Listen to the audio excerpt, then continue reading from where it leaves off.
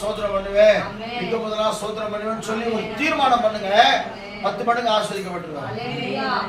யார ரெண்டாவது யார போல? ஈசாக்கை போல எகிப்துக்கு போவாதீங்க. எகிப்துல என்னது? உலக காரியங்கள், உலக ஆசாபாசங்கள், உலக சித்திரங்கள், உலகத்தினுடைய காரியங்களை உலக வேஷம் கடந்து போகிறது சொல்லி பைபிள்ல நீங்க போனீங்கன்னு சொன்னா ஆண்டவர் உங்களுக்காக வைத்திருக்கிற அந்த பிளஸிங் என்ன செய்ய முடியாது.